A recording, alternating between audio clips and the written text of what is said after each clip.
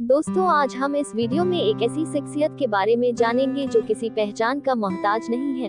वह अपने आप में ही भारत ही नहीं बल्कि पूरे विश्व का आज एक सफल ब्रांड बन चुका है। हम अपने दैनिक जीवन में प्रतिदिन प्रत्यक्ष अप्रत्यक्ष रूप से उसके नाम को जरूर सुनते हैं। ऐसी शख्सियत के बारे में सामान्य जानकारी हमें जरूर होनी चाहिए ताकि हम हमारे जीवन में एक अलग पहचान बनाने वाले से कुछ सीख सकें। उस शख्सियत का नाम है गौतम शांतिलाल अडानी।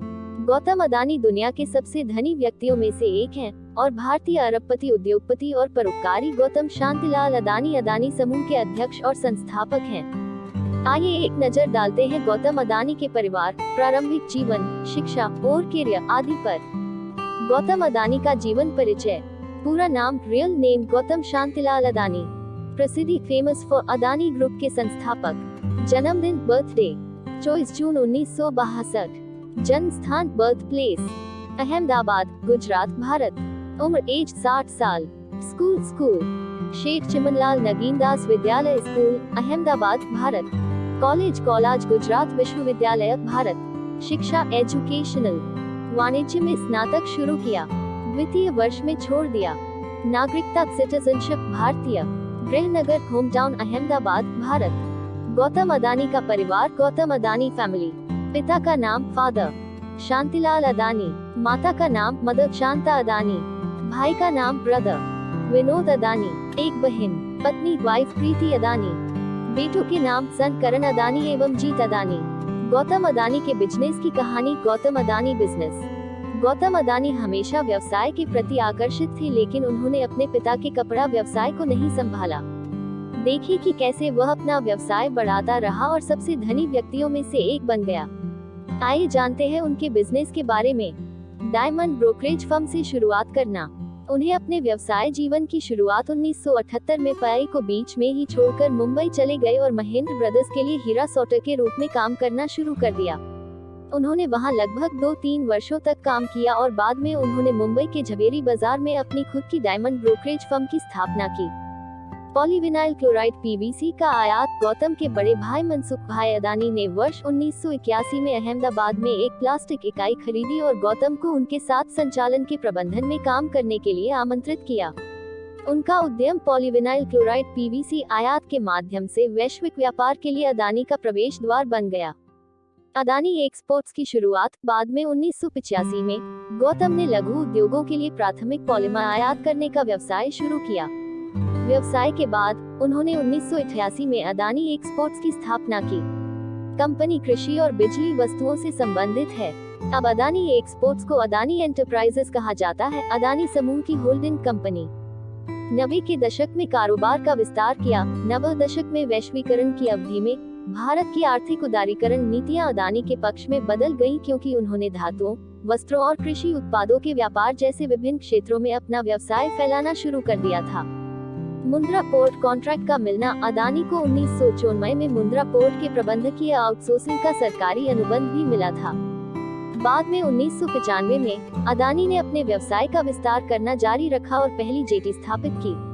प्रारंभ में यह मुंद्रा पोर्ट और विशेष आर्थिक क्षेत्र द्वारा संचालित किया गया था, लेकिन बाद में इसके सभी कार्यों को अनुबंध के बाद अडानी पोर्ट्स एंड APSEZ में स्थानांतरित कर दिया गया था। फिलहाल अडानी की कंपनी सबसे बड़ी प्राइवेट मल्टी पोर्ट ऑपरेटर है। साथ ही मुंद्रा पोर्ट भारत में निजी क्षेत्र का सबसे बड़ा बंदरगाह है और इसमें प्रति वर्ष लगभग 210 मिलियन टन कार्गो को संभालने की क्षमता है। अडानी पावर की शुरुआत। अडानी ने बिजली क्षेत्र में भी अपना कारोबार बढ़ाया और 1996 में उन्होंने अडानी पावर के साथ अडानी समूह का विस्तार किया। अडानी पावर के पास 4620 मेगावाट की क्षमता वाले थर्मल पावर प्लांट हैं और यह भारत का सबसे बड़ा निजी थर्मल पावर उत्पादक है। एगोट क्वाइंट पोर्ट की शुरुआत। अडानी ने 2008 में अपने बिजली उत्पादन व्यवसाय का भी विस्तार किया और बाद में अडानी समूह ने वर्ष 2009 से 2012 के दौरान ऑस्ट्रेलिया में एगोट पॉइंट पोर्ट और क्वींसलैंड में कार्माइकल कोल का अधिग्रहण किया। विश्व की सबसे बड़ी सौर बोली जीती। अडानी समूह को सौर ऊर्जा शक्ति मिली क्योंकि उन्होंने 2020 में solar energy corporation of India (SECI) द्वारा दुनिया की सबसे बड़ी सौर बोली जीती थी। संयंत्र की कीमत $6 बिलियन थी। भविष्य में अडानी ग्रीन द्वारा 8000 मेगावाट की फोटोवोल्टिक बिजली संयंत्र परियोजना को हाथ में लिया जाएगा। अदानी सोलर 2000 मेगावाट अतिरिक्त सोलर सेल और मॉड्यूल निर्माण क्षमता स्थापित करेगी। गौतम अदानी के सामाजिक कार्य। अदानी फाउंडेशन के अध्यक्ष गौतम अदानी हैं। फाउंडेशन न केवल गुजरात में संचालित होता है, बल्कि महाराष्ट्र, राजस्थान, हिमाचल प्रदेश, मध्य प्रदेश, छत्तीसगढ़ और ओडिशा राज्यों में भी संचालित होता है। कुछ रिपोर्टों के अनुसार उन्होंने कोविड-19 के खिलाफ लड़ने के लिए अपने समूह की परोपकारी शाखा के माध्यम से मार्च 2020 में पीएम फंड में लगभग 100 करोड़ रुपए का योगदान दिया। साथ ही गुजरात सीएम रिलीफ फंड में करीब 5 करोड़ रुपए और महाराष्ट्र सीएम रिलीफ फंड में 1 करोड़ रुपए का योगदान दिया। फाउंडेशन समाज के लिए 3 प्रमुख क्षेत्रों में सक्रिय है: शिक्षा, चिकित्सकीय सहायता, ग्रामीण विकास। गौतम अदानी के जीवन की अविस्मरणीय प्रमुख घटनाएं। नंबर 1 घटना जो भारतीय समाज का एक दायित्वदायी पक्ष है। साल 1998 में गौतम अदानी को अगवा कर फिरौती के बदले में बंधक बना लिया गया था। बाद में बंधकों को पैसे देने के बाद उन्हें छोड़ दिया गया। और नंबर 2 घटना जब 2008 में मुंबई की ताज होटल पर आतंकवादी हमला हुआ था तो गौतम अदानी भी उस समय उस होटल में मौजूद थे और वहां फंस गए थे। बाद में उन्हें सकुशल बचा लिया गया था। दोस्तों, हमें गौतम अदानी के जीवन से यह शिक्षा मिलती है कि व्यक्ति जन्मजात धनवान हो यह जरूरी नहीं है। व्यक्ति अगर अपने लक्ष्य को निर्धारित कर उसके प्रति पूर्ण समर्पण होकर कर्म करे तो वह भी सफल हो सकता है। आज का हमारा आदर्श वाक्य है कि अमीर बनने के 2 तरीके हैं। पहला, आप जो कुछ पाना चाहते हैं उसे पाकर। दूसरा, आपके पास जो कुछ भी है उसमें संतुष्ट रहकर।